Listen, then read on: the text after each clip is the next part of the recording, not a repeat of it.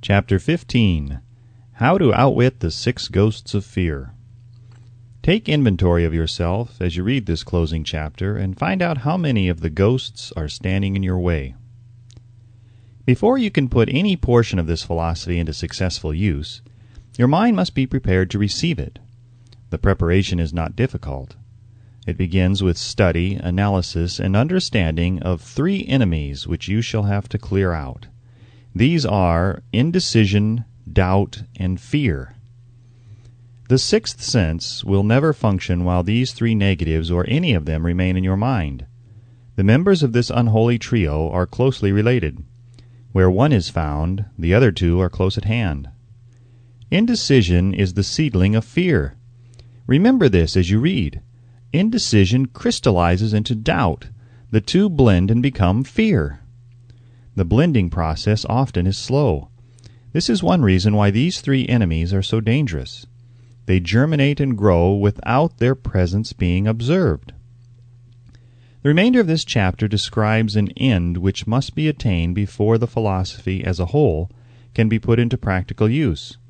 It also analyzes a condition which has, but lately, reduced huge numbers of people to poverty, and it states a truth which must be understood by all who accumulate riches, whether measured in terms of money or a state of mind of far greater value than money. The purpose of this chapter is to turn the spotlight of attention upon the cause and the cure of the 6 basic fears.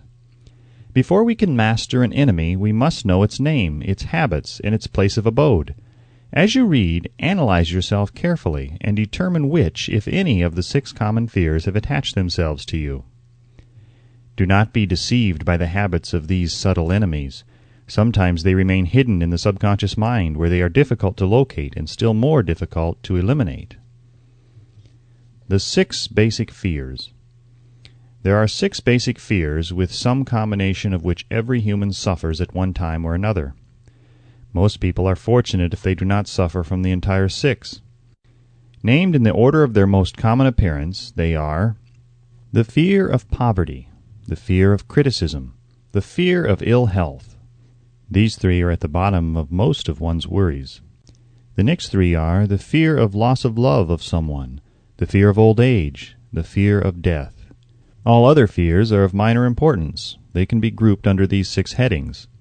The prevalence of these fears as a curse to the world runs in cycles. For almost 6 years, while the Depression was on, we floundered in the cycle of fear of poverty. During the World War, we were in the cycle of fear of death. Just following the war, we were in the cycle of fear of ill health, as evidenced by the epidemic of disease which spread itself all over the world. Fears are nothing more than states of mind. One state of mind is subject to control and direction. Physicians, as everyone knows, are less subject to attack by disease than ordinary laymen, for the reason that physicians do not fear disease. Physicians, without fear or hesitation, have been known to physically contact hundreds of people daily who were suffering from such contagious diseases as smallpox without becoming infected. Their immunity against the disease consisted largely, if not solely, in their absolute lack of fear. Man can create nothing which he does not first conceive in the form of an impulse of thought. Following this statement comes another of still greater importance, namely, man's thought impulses begin immediately to translate themselves into their physical equivalent, whether those thoughts are voluntary or involuntary. Thought impulses which are picked up through the ether by mere chance, thoughts which have been released by other minds, may determine one's financial, business, professional, or social destiny just as surely as do the thought impulses which one creates by intent and design. We are here laying the foundation for the presentation of a fact of great importance to the person who does not understand why some people appear to be lucky, while others of equal or greater ability, training, experience, and brain capacity seem destined to ride with misfortune. This fact may be explained by the statement that every human being has the ability to completely control his own mind, and with this control, obviously, every person may open his mind to the tramp thought impulses which are being released by other brains, or close the doors tightly and admit only thought impulses by his own choice. Nature has endowed man with absolute control over but one thing, and that is thought. This fact, coupled with the additional fact that everything which man creates begins in the form of thought, leads one very near to the principle by which fear may be mastered. If it is true that all thought has a tendency to clothe itself in its physical equivalent, and this is true beyond any reasonable room for doubt, it is equally true that thought impulses of fear and poverty can be translated into terms of courage and financial gain. The people of America began to think of poverty following the Wall Street crash of 1929. Slowly but surely that mass thought was crystallized into its physical equivalent, which was known as a depression. This had to happen. It is in conformity with the laws of nature. The fear of poverty. There can be no compromise between poverty and riches. The two roads that lead to poverty and riches travel in opposite directions. If you want riches, you must refuse to accept any circumstance that leads towards poverty. The word riches here is used in its broadest sense, meaning financial, spiritual, mental, and material estates. The starting point of the path that leads to riches is desire. In Chapter 1, you received full instructions for the proper use of desire. In this chapter, on fear, you have complete instructions for preparing your mind to make practical use of desire.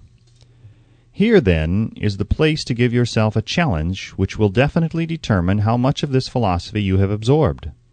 Here is the point at which you can turn prophet and foretell accurately what the future holds in store for you. If, after reading this chapter, you are willing to accept poverty, you may as well make up your mind to receive poverty. This is one decision you cannot avoid. If you demand riches, determine what form and how much will be required to satisfy you. You know the road that leads to riches. You have been given a road map which, if followed, will keep you on that road. If you neglect to make the start or stop before you arrive, no one will be to blame but you. This responsibility is yours. No alibi will save you from accepting the responsibility if you now fail or refuse to demand riches of life, because the acceptance calls for but one thing, incidentally, the only thing you can control, and that is a state of mind. A state of mind is something that one assumes. It cannot be purchased. It must be created. Fear of poverty is a state of mind, nothing else. But it is sufficient to destroy one's chances of achievement in any undertaking, a truth which became painfully evident during the Depression. This fear paralyzes the faculty of reason, destroys the faculty of imagination, kills off self-reliance, undermines enthusiasm, discourages initiative, leads to uncertainty of purpose, encourages procrastination, wipes out enthusiasm, and makes self-control an impossibility. It takes the charm from one's personality, destroys the possibility of accurate thinking, diverts concentration of effort, it masters persistence, turns the willpower into nothingness, destroys ambition, beclouds the memory, and invites failure in every conceivable form. It kills love and assassinates the finer emotions of the heart, discourages friendship and invites disaster in 100 forms, leads to sleeplessness, misery, and unhappiness. And all of this despite the obvious truth that we live in a world of overabundance of everything the heart could desire, with nothing standing between us and our desires excepting lack of a definite purpose. The fear of poverty is, without doubt, the most destructive of the 6 basic fears. It has been placed at the head of the list because it is the most difficult to master. Considerable courage is required to state the truth about the origin of this fear, and still greater courage to accept the truth after it has been stated. The fear of poverty grew out of man's inherited tendency to prey upon his fellow man economically. Nearly all animals lower than man are motivated by instinct, but their capacity to think is limited. Therefore, they prey upon one another physically. Man, with his superior sense of intuition, with the capacity to think and to reason, does not eat his fellow man bodily. He gets more satisfaction out of eating him financially. Man is so avaricious that every conceivable law has been passed to safeguard him from his fellow man. Of all the ages of the world of which we know anything, the age in which we live seems to be one that is outstanding because of man's money madness. A man is considered less than the dust of the earth unless he can display a fat bank account. But if he has money, never mind how he acquired it. He is a king or a big shot. He is above the law. He rules in politics. He dominates in business, and the whole world about him bows in respect when he passes. Nothing brings man so much suffering and humility as poverty. Only those who have experienced poverty understand the full meaning of this. It is no wonder that man fears poverty. Through a long line of inherited experiences, man has learned, for sure, that some men cannot be trusted where matters of money and earthly possessions are concerned. This is a rather stinging indictment, the worst part of it being that it is true. The majority of marriages are motivated by the wealth possessed by one or both of the contracting parties. It is no wonder, therefore, that the divorce courts are busy. So eager is man to possess wealth that he will acquire it in whatever manner he can, through legal methods if possible, through other methods if necessary or expedient. Self-analysis may disclose weaknesses which one does not like to acknowledge. This form of examination is essential to all who demand of life more than mediocrity and poverty. Remember as you check yourself point by point that you are both the court and the jury, the prosecuting attorney and the attorney for the defense, and that you are the plaintiff and the defendant, also that you are on trial. Face the facts squarely. Ask yourself definite questions and demand direct replies. When the examination is over, you will know more about yourself. If you do not feel that you can be an impartial judge in this self-examination, call upon someone who knows you well to serve as judge while you cross-examine yourself. You are after the truth. Get it, no matter at what cost, even though it may temporarily embarrass you. The majority of people, if asked what they fear most, would reply, "I fear nothing." The reply would be inaccurate, because few people realize that they are bound, handicapped, whipped spiritually and physically through some form of fear. So subtle and deeply seated is the emotion of fear that one may go through life burdened with it, never recognizing its presence. Only a courageous analysis will disclose the presence of this universal enemy. When you begin such an analysis, search deeply into your character. Here is a list of the symptoms for which you should look. Symptoms of the fear of poverty. Indifference, commonly expressed through lack of ambition, willingness to tolerate poverty. Acceptance of whatever compensation life may offer without protest, mental and physical laziness, lack of initiative, imagination, enthusiasm, and self-control. Indecision, the habit of permitting others to do one's thinking, staying on the fence. Doubt, generally expressed through alibis and excuses designed to cover up, explain away, or apologize for one's failures, sometimes expressed in the form of envy of those who are successful or by criticizing them. Worry, usually expressed by finding fault with others, a tendency to spend beyond one's income, neglect of personal appearance, scowling and frowning, intemperance in the use of alcoholic drink, sometimes through the use of narcotics, nervousness, lack of poise, self-consciousness, and lack of self-reliance.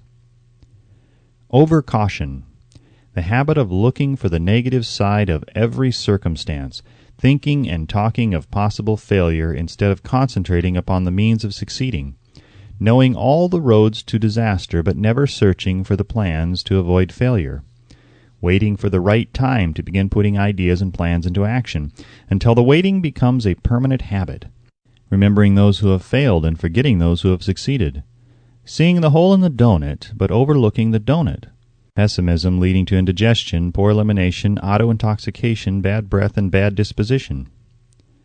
Procrastination, the habit of putting off until tomorrow that which should have been done last year, spending enough time in creating alibis and excuses to have done the job.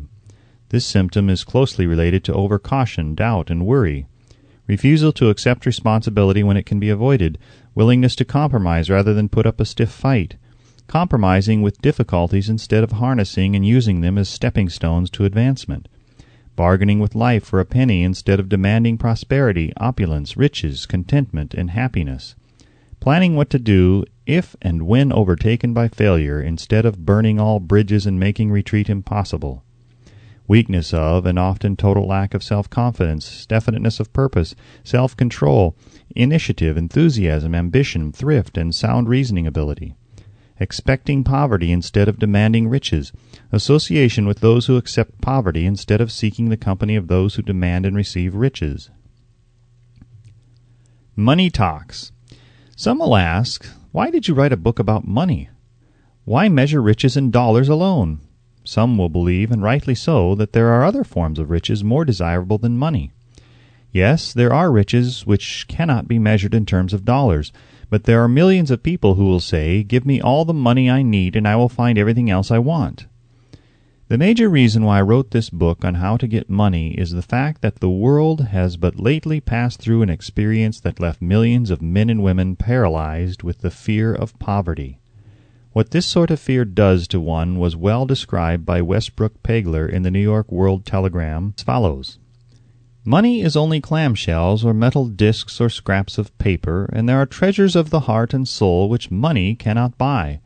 But most people, being broke, are unable to keep this in mind and sustain their spirits. When a man is down and out and on the street, unable to get any job at all, something happens to his spirit which can be observed in the droop of his shoulders, the set of his hat, his walk, and his gaze. He cannot escape a feeling of inferiority among people with regular employment, even though he knows they are definitely not his equals in character, intelligence, or ability.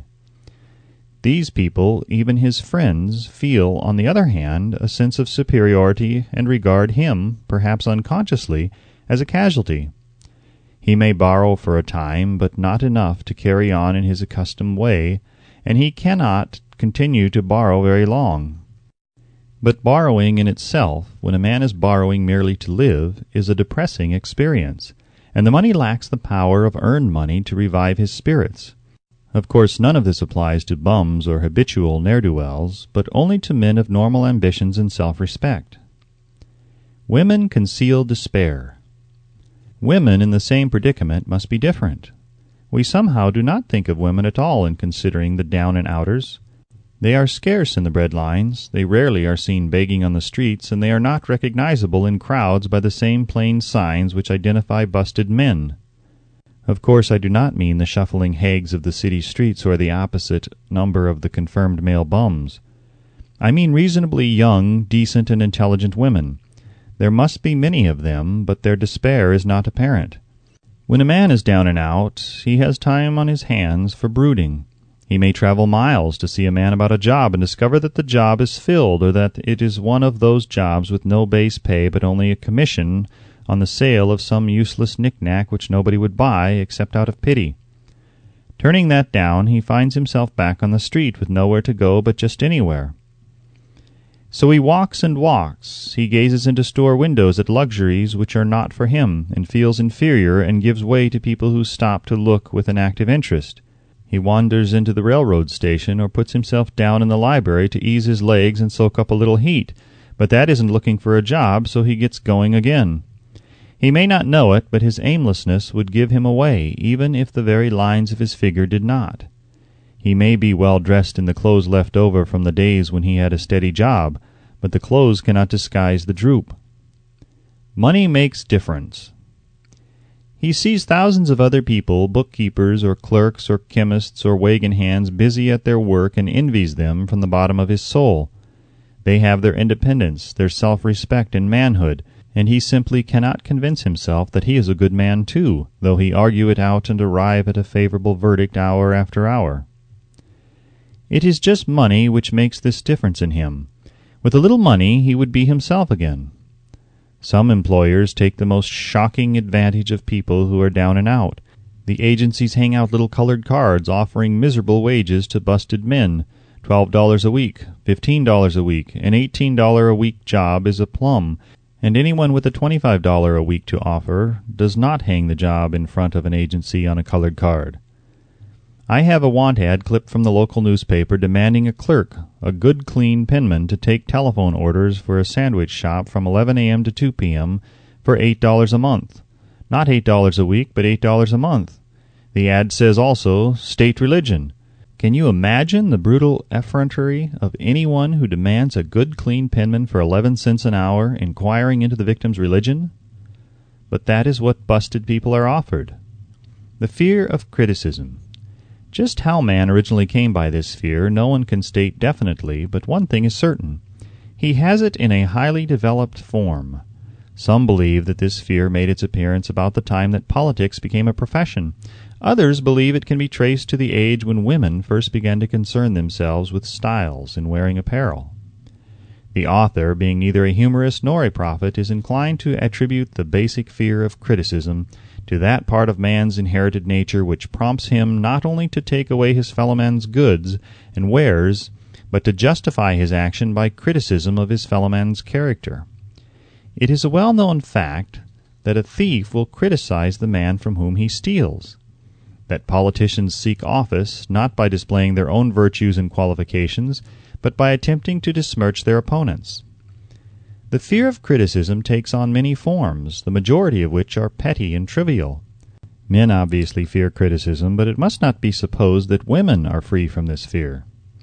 If any woman claims to be superior to man with reference to this fear, ask her to walk down the street wearing a hat of the vintage of 1890. The astute manufacturers of clothing have not been slow to capitalize this basic fear of criticism, with which all mankind has been cursed. Every season the styles in many articles of wearing apparel change. Who establishes the styles? Certainly not the purchaser of clothing, but the manufacturer. Why does he change styles so often? The answer is obvious. He changes the styles so he can sell more clothes. For the same reason, the manufacturers of automobiles, with a few rare and very sensible exceptions, change styles of models every season. No man wants to drive an automobile which is not of the latest style, although the older model may actually be the better car. We have been describing the manner in which people behave under the influence of fear of criticism, as applied to the small and petty things of life. Let us now examine human behavior when this fear affects people in connection with the more important events of human relationship. Take, for example, practically any person who has reached the age of mental maturity, from 35 to 40 years of age as a general average, and if you could read the secret thoughts of his mind, you would find a very decided disbelief in most of the fables taught by the majority of the dogmatists and theologians of a few decades back. Not often, however, you will find a person who has the courage to openly state his belief on this subject. Most people will, if pressed far enough, tell a lie rather than admit that they do not believe the stories associated with that form of religion which held people in bondage prior to the age of scientific discovery and education. Why does the average person, even in this day of enlightenment, shy away from denying his belief in the fables which were the basis of most of the religions a few decades ago? The answer is because of the fear of criticism.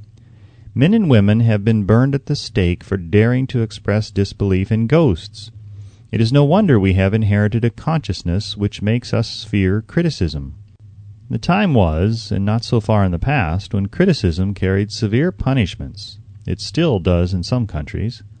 The fear of criticism robs man of his initiative, destroys his power of imagination, limits his individuality, takes away his self-reliance, and does him damage in 100 other ways.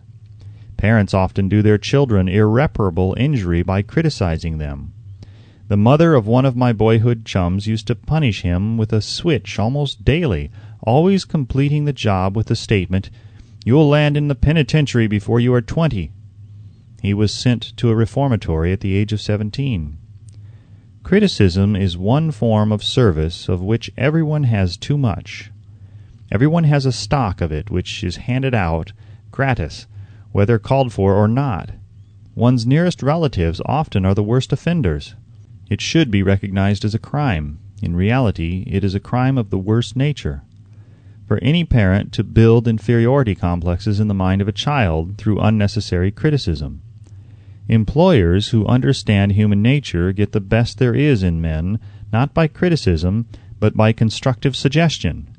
Parents may accomplish the same results with their children. Criticism will plant fear in the human heart or resentment, but it will not build love or affection. Symptoms of the fear of criticism. This fear is almost as universal as the fear of poverty, and its effects are just as fatal to personal achievement, mainly because this fear destroys initiative and discourages the use of imagination.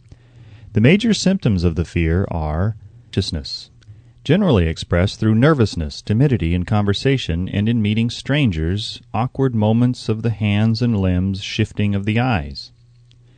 Lack of poise. expressed through lack of voice control, nervousness in the presence of others, poor posture of body, poor memory. Personality. Lacking in firmness of decision, personal charm, and the ability to express opinions definitely.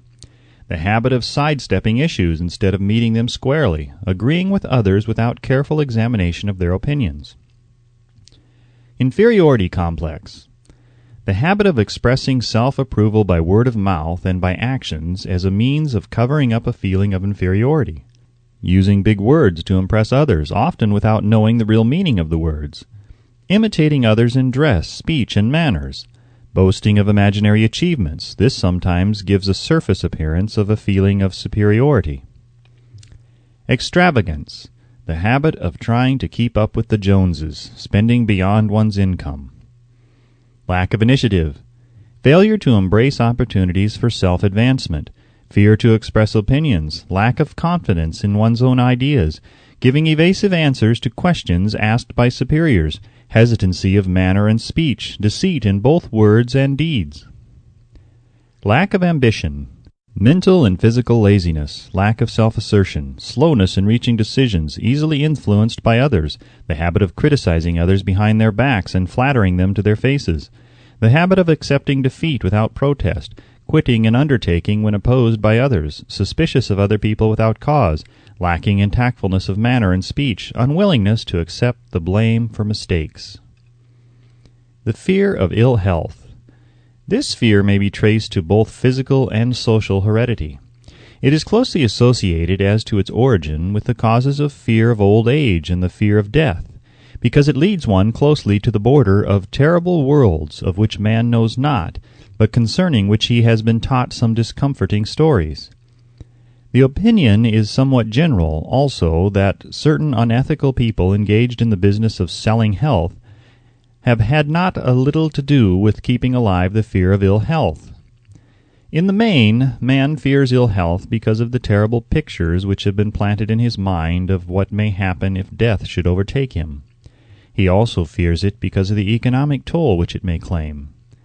A reputable physician estimated that 75% of all people who visit physicians for professional service are suffering with hypochondria, imaginary illness. It has been shown most convincingly that the fear of disease, even where there is not the slightest cause for fear, often produces the physical symptoms of the disease feared. Powerful and mighty is the human mind. It builds or it destroys. During the flu epidemic which broke out during the World War, the mayor of New York City took drastic steps to check the damage which people were doing themselves through their inherent fear of ill health. He called in the newspaper men and said to them, "Gentlemen, I feel it is necessary to ask you not to publish any scare headlines concerning the flu epidemic. Unless you cooperate with me, we will have a situation which we cannot control." The newspapers quit publishing stories about the flu, and within 1 month the epidemic had been successfully checked. Through a series of experiments conducted some years ago, it was proved that people may be made ill by suggestion. We conducted this experiment by causing 3 acquaintances to visit the victims, each of whom asked the question, "What ails you?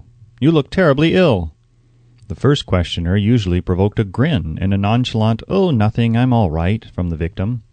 The second questioner usually was answered with the statement, "I don't know exactly, but I do feel badly." The third questioner was usually met with the frank admission that the victim was actually feeling ill. Try this on an acquaintance if you doubt that it will make him uncomfortable, but do not carry the experiment too far. There is a certain religious sect whose members take vengeance upon their enemies by the hexing method. They call it placing a spell on the victim. There is overwhelming evidence that disease sometimes begins in the form of negative thought impulse. Such an impulse may be passed from one mind to the other by suggestion, or created by an individual in his own mind. A man who was blessed with more wisdom than this incident might indicate once said, "When anyone asks me how I feel, I always want to answer by knocking him down." Doctors send patients into new climates for their health, because a change of mental attitude is necessary. The seed of fear of ill health lives in every human mind. Worry, fear, discouragement, disappointment in love and business affairs cause this seed to germinate and grow. The recent business depression kept the doctors on the run because every form of negative thinking may cause ill health. Disappointments in business and in love stand at the head of the list of causes of fear of ill health. Symptoms of the fear of ill health. The symptoms of this almost universal fear are autosuggestion, the habit of negative use of self-suggestion by looking for and expecting to find the symptoms of all kinds of disease. Enjoying imaginary illness and speaking of it as being real. The habit of trying all fads and isms recommended by others as having therapeutic value. Talking to others of operations, accidents, and other forms of illness. Experimenting with diets, physical exercises, reducing systems without professional guidance. Trying home remedies, patent medicines, and quack remedies. Hypochondria. The habit of talking of illness, concentrating the mind upon disease, and expecting its appearance until a nervous break occurs. Nothing that comes in bottles can cure this condition. It is brought on by negative thinking, and nothing but positive thought can effect a cure. Hypochondria, a medical term for imaginary disease, is said to do as much damage on occasion as the disease one fears might do. Most so-called cases of nerves comes from imaginary illness. Exercise. Fear of ill health often interferes with proper physical exercise and results in overweight by causing one to avoid outdoor life. Susceptibility. Fear of ill health breaks down nature's body resistance and creates a favorable condition for any form of disease one may contact. The fear of ill health often is related to the fear of poverty, especially in the case of hypochondriac who constantly worries about the possibility of having to pay doctor bills, hospital bills, etc. This type of person spends much time preparing for sickness, talking about death, saving money for cemetery lots and burial expenses, etc. Self-coddling. The habit of making a bid for sympathy, using imaginary illness as the lure. People often resort to this trick to avoid work.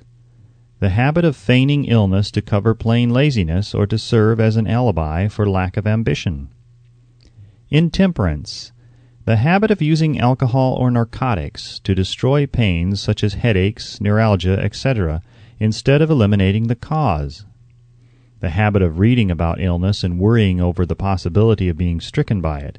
The habit of reading patent medicine advertisements. The fear of loss of love.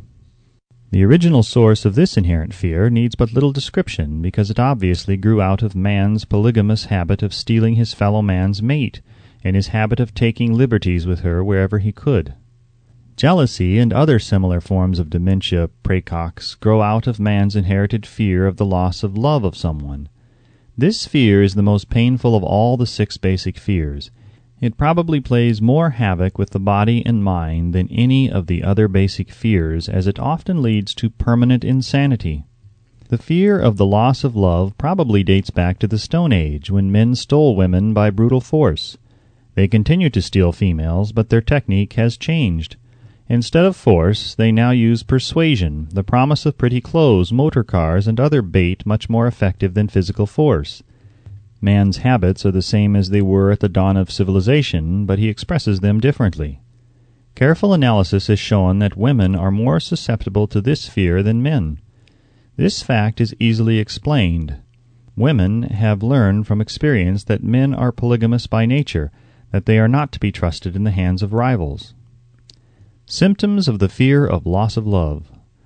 The distinguishing symptoms of this fear are jealousy, the habit of being suspicious of friends and loved ones without any reasonable evidence of sufficient grounds. Jealousy is a form of dementia praecox, which sometimes becomes violent without the slightest cause. The habit of accusing wife or husband of infidelity without grounds, general suspicion of everyone, absolute faith in no one. Fault-finding, the habit of finding fault with friends, relatives, business associates, and loved ones upon the slightest provocation or without any cause whatsoever. Gambling, the habit of gambling, stealing, cheating, and otherwise taking hazardous chances to provide money for loved ones with the belief that love can be bought. The habit of spending beyond one's means or incurring debts to provide gifts for loved ones with the object of making a favorable showing. insomnia, nervousness, lack of persistence, weakness of will, lack of self-control, lack of self-reliance, bad temper. The fear of old age. In the main, this fear grows out of two sources. First, the thought that old age may bring with it poverty. Secondly, and by far the most common source of origin, from false and cruel teachings of the past which have been too well mixed with fire and brimstone and other bogies cunningly designed to enslave men through fear. In the basic fear of old age, man has two very sound reasons for his apprehension, one growing out of his distrust of his fellow man, who may seize whatever worldly goods he may possess, and the other arising from the terrible pictures of the world beyond, which were planted in his mind through social heredity before he came into full possession of his mind. The possibility of ill health, which is more common as people grow older, is also a contributing cause of this common fear of old age. Eroticism also enters into the cause of the fear of old age, as no man cherishes the thought of diminishing sex attraction. The most common cause of fear of old age is associated with the possibility of poverty. Poorhouse is not a pretty word. It throws a chill into the mind of every person who faces the possibility of having to spend his declining years on a poor farm. Another contributing cause of the fear of old age is the possibility of loss of freedom and independence, as old age may bring with it the loss of both physical and economic freedom. Symptoms of the fear of old age. The most common symptoms of this fear are the tendency to slow down and develop an inferiority complex at the age of mental maturity, around the age of 40, falsely believing one's self to be slipping because of age.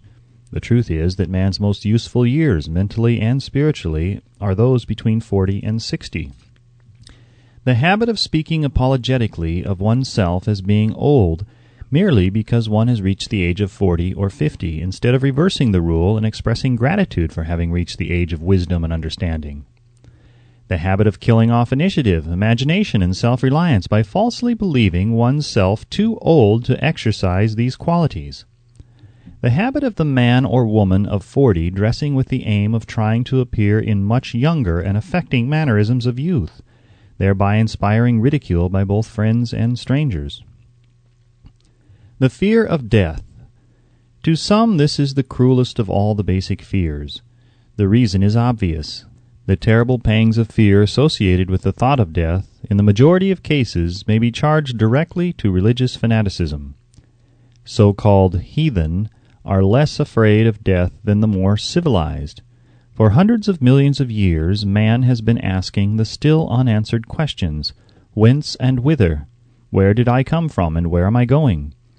During the darker ages of the past, the more cunning and crafty were not slow to offer the answer to these questions for a price. Witness now the major source of origin of the fear of death. Come into my tent, embrace my faith, accept my dogmas, and I will give you a ticket that will admit you straightway into heaven when you die, cries a leader of sectarianism. Remain out of my tent, says the same leader, and may the devil take you and burn you throughout eternity. Eternity is a long time. Fire is a terrible thing. The thought of eternal punishment with fire not only causes man to fear death, it often causes him to lose his reason. It destroys interest in life and makes happiness impossible. During my research, I reviewed a book entitled A Catalogue of the Gods, in which were listed the 30,000 gods which man has worshipped. Think of it! 30,000 of them, represented by everything from a crawfish to a man. It is little wonder that men have become frightened at the approach of death. While the religious leader may not be able to provide safe conduct into heaven, nor by lack of such provision allow the unfortunate to descend into hell, the possibility of the latter seems so terrible that the very thought of it lays hold of the imagination in such a realistic way that it paralyzes reason and sets up the fear of death. In truth, no man knows, and no man has ever known what heaven or hell is like, nor does any man know if either place actually exists. This lack of positive knowledge opens the door of the human mind to the charlatan, so he may enter and control that mind with his stock of legerdemain and various brands of pious fraud and trickery. The fear of death is not as common now as it was during the age when there were no great colleges and universities. Men of science have turned the spotlight of truth upon the world, and this truth is rapidly freeing men and women from this terrible fear of death. The young men and young women who attend the colleges and universities are not easily impressed by fire and brimstone. Through the aid of biology, astronomy, geology, and other related sciences, the fear of the Dark Ages, which gripped the minds of men and destroyed their reason, has been dispelled. Insane asylums are filled with men and women who have gone mad because of the fear of death. This fear is useless. Death will come, no matter what anyone may think about it. Accept it as a necessity and pass the thought out of your mind. It must be a necessity, or it would not come to at all. Perhaps it is not as bad as it has been pictured. The entire world is made up of only two things, energy and matter. In elementary physics, we learn that neither matter nor energy, the only two realities known to man, can be created nor destroyed. Both matter and energy can be transformed, but neither can be destroyed. Life is energy, if it is anything. If neither energy nor matter can be destroyed, of course life cannot be destroyed. Life, like other forms of energy, may be passed through various processes of transition or change, but it cannot be destroyed. Death is mere transition. If death is not mere change or transition, then nothing comes after death except a long, eternal, peaceful sleep, and sleep is nothing to be feared. Thus you may wipe out forever the fear of death. Symptoms of the fear of death. The general symptoms of this fear are the habit of thinking about dying instead of making the most of life, due generally to lack of purpose or lack of a suitable occupation. This fear is more prevalent among the aged, but sometimes the more youthful are victims of it. The greatest of all remedies for the fear of death is a burning desire for achievement, backed by useful service to others. A busy person seldom has time to think about dying. He finds life too thrilling to worry about death. Sometimes the fear of death is closely associated with the fear of poverty, where one's death would leave loved ones poverty-stricken. In other cases, the fear of death is caused by illness and the consequent breaking down of physical body resistance. The commonest causes of the fear of death are ill health, poverty, lack of appropriate occupation, disappointment over love, insanity, and religious fanaticism. Old man worry. Worry is a state of mind based upon fear. It works slowly but persistently. It is insidious and subtle. Step by step, it digs itself in until it paralyzes one's reasoning faculty, destroys self-confidence and initiative. Worry is a form of sustained fear caused by indecision, and therefore it is a state of mind which can be controlled. An unsettled mind is helpless. Indecision makes an unsettled mind. Most individuals lack the willpower to reach decisions promptly and to stand by them after they have been made, even during normal business conditions. During periods of economic unrest, such as the world recently experienced, the individual is handicapped, not alone by his inherent nature to be slow at reaching decisions, but he is influenced by the indecision of others around him who have created a state of mass indecision. During the Depression, the whole atmosphere all over the world was filled with pharynxa and worryitis, the two mental disease germs which began to spread themselves after the Wall Street frenzy in 1929. There is only one known antidote for these germs. It is the habit of prompt and firm decision. Moreover, it is an antidote which every individual must apply for himself. We do not worry over conditions once we have reached a decision to follow a definite line of action. I once interviewed a man who was to be electrocuted 2 hours later. The condemned man was the calmest of some 8 men who were in the death cell with him. His calmness prompted me to ask him how it felt to know that he was going into eternity in a short while. With a smile of confidence on his face, he said, "It feels fine. Just think, brother, my troubles will soon be over. I have had nothing but trouble all my life. It has been a hardship to get food and clothing. Soon I will not need these things. I have felt fine ever since I learned for certain that I must die. I made up my mind then to accept my fate in good spirit." As he spoke, he devoured a dinner of proportions sufficient for 3 men, eating every mouthful of the food brought to him, and apparently enjoying it as much as if no disaster awaited him. Decision gave this man resignation to his fate.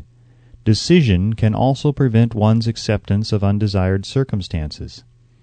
The 6 basic fears become translated into a state of worry through indecision. Relieve yourself forever of the fear of death by reaching a decision to accept death as an inescapable event. Whip the fear of poverty by reaching a decision to get along with whatever wealth you can accumulate without worry. Put your foot upon the neck of the fear of criticism by reaching a decision not to worry about what other people think, do, or say. Eliminate the fear of old age by reaching a decision to accept it, not as a handicap, but as a great blessing which carries with it wisdom, self-control, and understanding not known to youth. Acquit yourself of the fear of ill health by the decision to forget symptoms. Master the fear of loss of love by reaching a decision to get along without love, if that is necessary. Kill the habit of worry in all its forms by reaching a general blanket decision that nothing which life has to offer is worth the price of worry. With this decision will come poise, peace of mind, and calmness of thought, which will bring happiness. A man whose mind is filled with fear not only destroys his own chances of intelligent action, but he transmits these destructive vibrations to the minds of all who come into contact with him, and destroys also their chances. Even a dog or a horse knows when its master lacks courage. Moreover, a dog or horse will pick up the vibrations of fear thrown off by its master and behave accordingly. Lower down the line of intelligence in the animal kingdom, one finds the same capacity to pick up the vibrations of fear. A honeybee immediately senses fear in the mind of a person for reasons unknown. A bee will sting the person whose mind is releasing vibrations of fear much more readily than it will molest the person whose mind registers no fear. The vibrations of fear pass from one mind to another just as quickly and surely as the sound of the human voice passes from the broadcasting station to the receiving set of a radio, and by the selfsame medium. Mental telepathy is a reality. Thoughts pass from one mind to another voluntarily, whether or not this fact is recognized by either the person releasing the thoughts or the persons who pick up these thoughts. The person who gives expression by word of mouth to negative or destructive thoughts is practically certain to experience the results of those words in the form of a destructive kickback. The release of destructive thought impulses alone, without the aid of words, produces also a kickback, in more ways than one. First of all, and perhaps most important to be remembered, the person who releases thoughts of a destructive nature must suffer damage through the breaking down of the faculty of creative imagination. Secondly, the presence in the mind of any destructive emotion develops a negative personality which repels people and often converts them into antagonists. The third source of damage to the person who entertains or releases negative thoughts lies in this significant fact. These thought impulses are not only damaging to others, but they embed themselves in the subconscious mind of the person releasing them, and there become a part of his character. One is never through with a thought merely by releasing it. When a thought is released, it spreads in every direction through the medium of the ether, but it also plants itself permanently in the subconscious mind of the person releasing it. Your business in life is, presumably, to achieve success. To be successful, you must find peace of mind, acquire the material needs of life, and above all, attain happiness. All of these evidences of success begin in the form of thought impulses. You may control your own mind. You have the power to feed it whatever thought impulses you choose. With this privilege also goes the responsibility of using it constructively. You are the master of your own earthly destiny just as surely as you have the power to control your own thoughts. You may influence, direct, and eventually control your own environment, making your life what you want it to be. Or you may neglect to exercise the privilege which is yours, to make your life to order, thus casting yourself upon the broad sea of circumstance, where you will be tossed hither and yon like a chip on the waves of the ocean. The Devil's Workshop, the 7th basic evil. In addition to the 6 basic fears, there is another evil by which people suffer. It constitutes a rich soil in which the seeds of failure grow abundantly. It is so subtle that its presence often is not detected. This affliction cannot properly be classed as a fear. It is more deeply seated and more often fatal than all of the 6 fears. For want of a better name, let us call this evil susceptibility to negative influences. Men who accumulate great riches always protect themselves against this evil. The poverty-stricken never do. Those who succeed in any calling must prepare their minds to resist the evil. If you are reading this philosophy for the purpose of accumulating riches, you should examine yourself very carefully to determine whether you are susceptible to negative influences. If you neglect this self-analysis, you will forfeit your right to attain the object of your desires. Make the analysis searching. After you read the questions prepared for this self-analysis, hold yourself to a strict accounting in your answers. Go at the task as carefully as you would search for any other enemy you knew to be awaiting you in ambush, and deal with your own faults as you would with a more tangible enemy. You can easily protect yourself against highway robbers because the law provides organized cooperation for your benefit.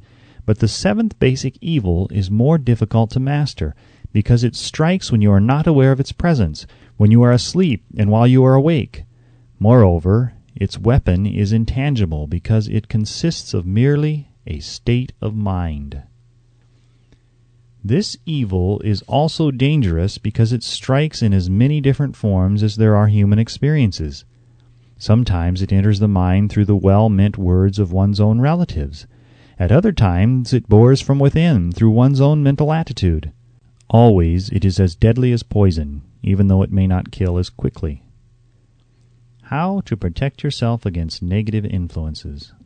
To protect yourself against negative influences, whether of your own making or the result of the activities of negative people around you, recognize that you have a willpower and put it to constant use until it builds a wall of immunity against negative influences in your own mind.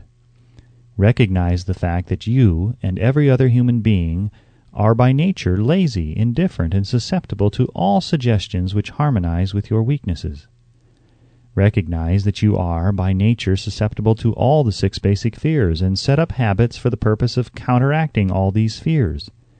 Recognize that negative influences often work on you through your subconscious mind. Therefore, they are difficult to detect, and keep your mind closed against all people who depress or discourage you in any way. Clean out your medicine chest. Throw away all pill bottles that have not been prescribed by doctors, and stop pandering to colds, aches, pains, and imaginary illness. Deliberately seek the company of people who influence you to think and act for yourself. Do not expect troubles, as they have a tendency not to disappoint. Without doubt, the most common weakness of all human beings is the habit of leaving their minds open to the negative influence of other people. This weakness is all the more damaging because most people do not recognize that they are cursed by it, and many who acknowledge it neglect or refuse to correct the evil until it becomes an uncontrollable part of their daily habits. To aid those who wish to see themselves as they really are, the following list of questions has been prepared. Read the questions and state your answers aloud, so you can hear your own voice. This will make it easier for you to be truthful with yourself. Self-analysis test questions. Do you complain often of feeling bad, and if so, what is the cause? Do you find fault with other people at the slightest provocation? Do you frequently make mistakes in your work, and if so, why? Are you sarcastic and offensive in your conversation? Do you deliberately avoid the association of anyone, and if so, why? Do you suffer frequently with indigestion? If so, what is the cause? Does life seem futile and the future hopeless to you? If so, why? Do you like your occupation? If not, why? Do you often feel self-pity, and if so, why? Are you envious of those who excel you? To which do you devote most time, thinking of success or of failure? Are you gaining or losing self-confidence as you grow older? Do you learn something of value from all mistakes? Are you permitting some relative or acquaintance to worry you? If so, why? Are you sometimes in the clouds and at other times in the depths of despondency? Who has the most inspiring influence upon you? What is the cause? Do you tolerate negative or discouraging influences which you can avoid? Are you careless of your personal appearance? If so, when and why?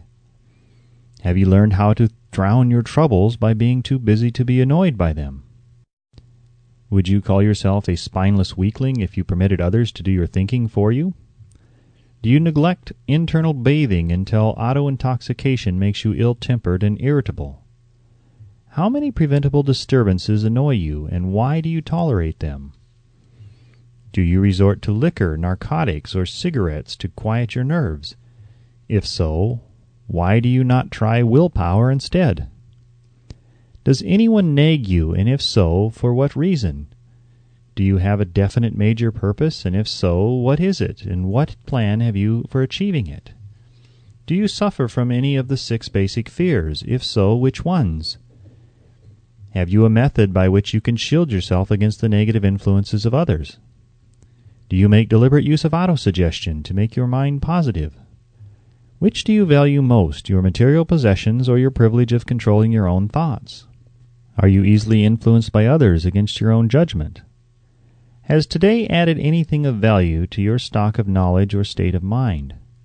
Do you face squarely the circumstances which make you unhappy or sidestep the responsibility? Do you analyze all mistakes and failures and try to profit by them, or do you take the attitude that this is not your duty? Can you name 3 of your most damaging weaknesses? What are you doing to correct them? Do you encourage other people to bring their worries to you for sympathy? Do you choose from your daily experiences lessons or influences which aid in your personal advancement? Does your presence have a negative influence on other people as a rule? What habits of other people annoy you most? Do you form your own opinions or permit yourself to be influenced by other people? Have you learned how to create a mental state of mind with which you can shield yourself against all discouraging influences? Does your occupation inspire you with faith and hope? Are you conscious of possessing spiritual forces of sufficient power to enable you to keep your mind free from all forms of fear? Does your religion help you to keep your own mind positive? Do you feel it is your duty to share other people's worries? If so, why? If you believe that birds of a feather flock together, what have you learned about yourself by studying the friends whom you attract? What connection, if any, do you see between the people with whom you associate most closely and any unhappiness you may experience? Could it be possible that some person whom you consider to be a friend is, in reality, your worst enemy because of his negative influence on your mind? By what rules do you judge who is helpful and who is damaging to you? Are your intimate associates mentally superior or inferior to you? How much time out of every 24 hours do you devote to A. your occupation, B. sleep, C. play and relaxation, D. acquiring useful knowledge, E. plain waste? Who among your acquaintances A. encourages you the most, B. cautions you most, C. discourages you most, D. helps you most in other ways? What is your greatest worry? Why do you tolerate it? When others offer you free, unsolicited advice, do you accept it without question or analyze their motive? What, above all else, do you most desire? Do you intend to acquire it? Are you willing to subordinate all other desires for this one? How much time daily do you devote to acquiring it? Do you change your mind often? If so, why? Do you usually finish everything you begin? Are you easily impressed by other people's business or professional titles, college degrees, or wealth? Are you easily influenced by what other people think or say of you? Do you cater to people because of their social or financial status? Whom do you believe to be the greatest person living? In what respect is this person superior to yourself? How much time have you devoted to studying and answering these questions? At least one day is necessary for the analysis and the answering of the entire list. If you have answered all these questions truthfully, you know more about yourself than the majority of people.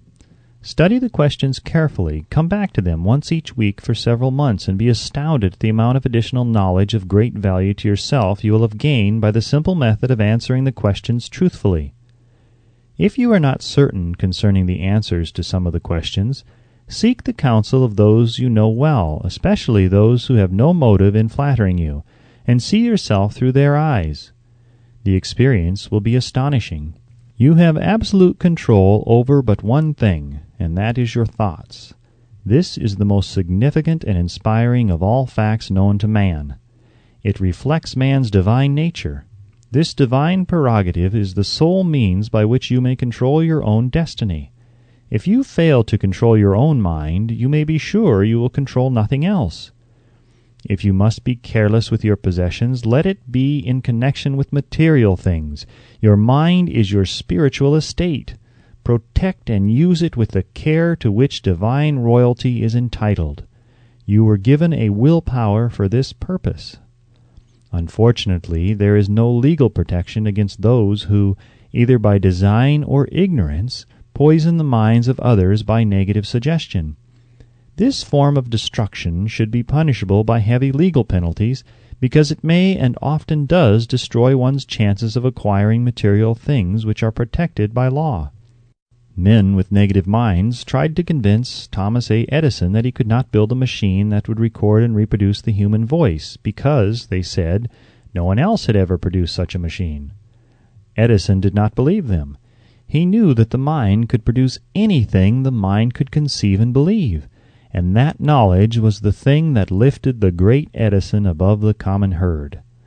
Men with negative minds told F.W. Woolworth he would go broke trying to run a store on 5 and 10 cent sales. He did not believe them. He knew that he could do anything within reason if he backed his plans with faith. Exercising his right to keep other men's negative suggestions out of his mind, he piled up a fortune of more than $100 million. Men with negative minds told George Washington he could not hope to win against the vastly superior forces of the British, but he exercised his divine right to believe. Therefore, this book was published under the protection of the Stars and Stripes, while the name of Lord Cornwallis has been all but forgotten. Doubting Thomases scoffed scornfully when Henry Ford tried out his first crudely built automobile on the streets of Detroit. Some said the thing never would become practical. Others said no one would pay money for such a contraption.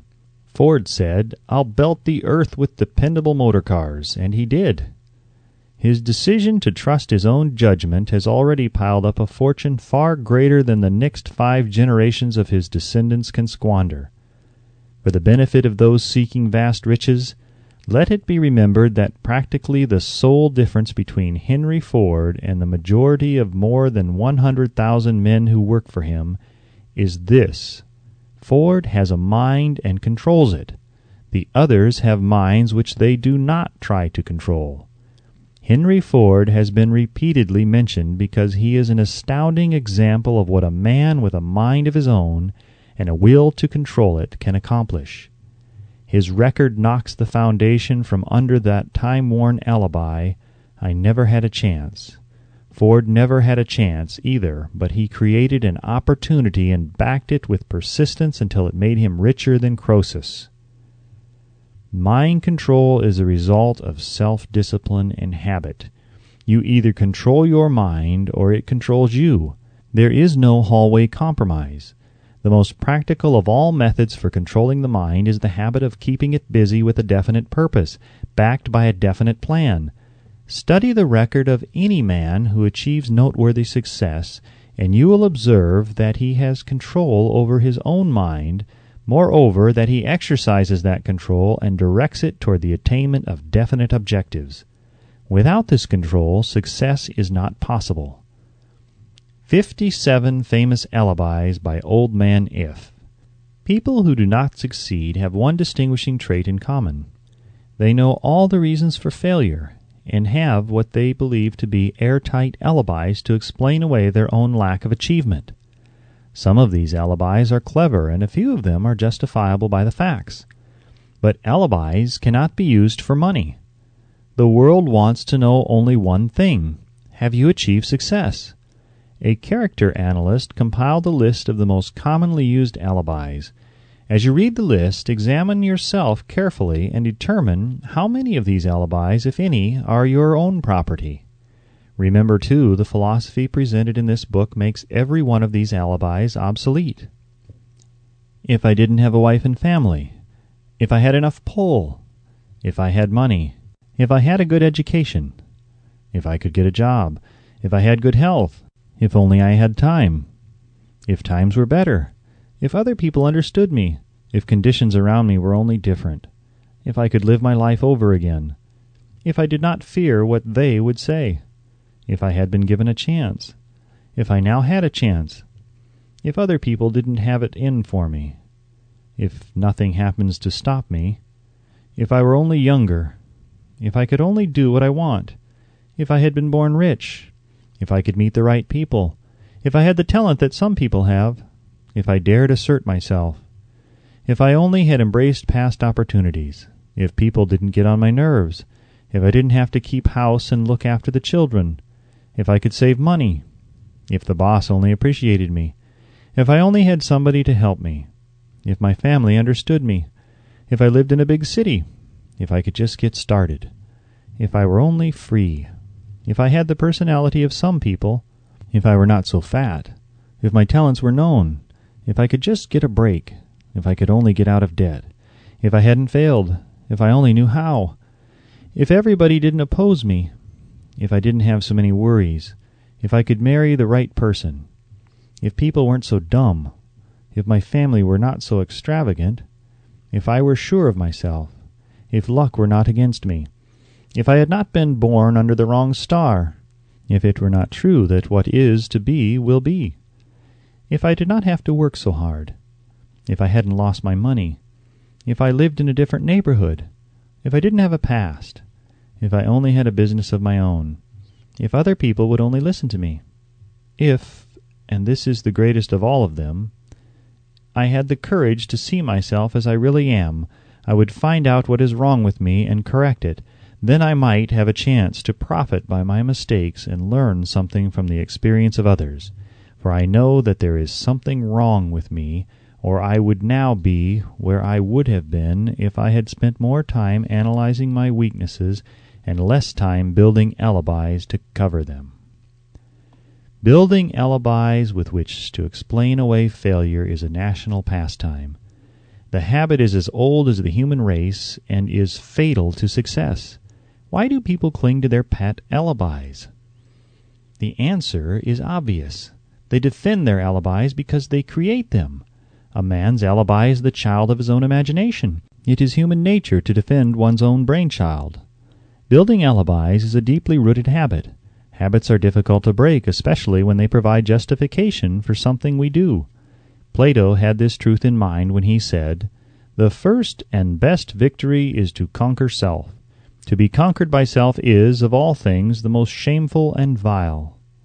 Another philosopher had the same thought in mind when he said, "It was a great surprise to me when I discovered that most of the ugliness I saw in others was but a reflection of my own nature." "It has always been a mystery to me," said Elbert Hubbard, "why people spend so much time deliberately fooling themselves by creating alibis to cover their weaknesses. If used differently, this same time would be sufficient to cure the weakness, and then no alibis would be needed. In parting, I would remind you that life is a checkerboard, and the player opposite you is time.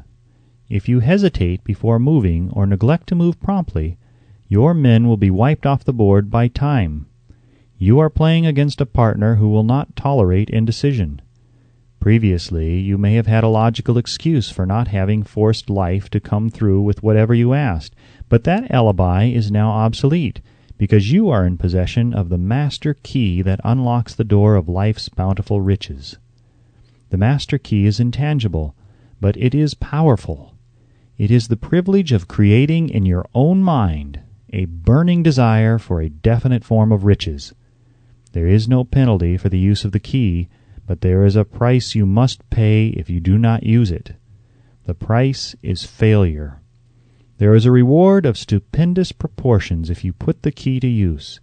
It is the satisfaction that comes to all who conquer self and force life to pay whatever is asked.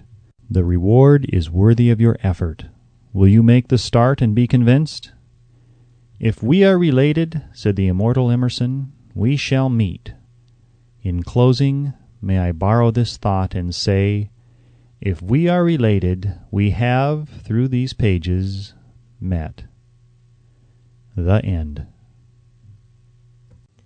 This has been a presentation of the original Think and Grow Rich by Napoleon Hill, now in the public domain. Read, directed, and engineered by Sean Penning.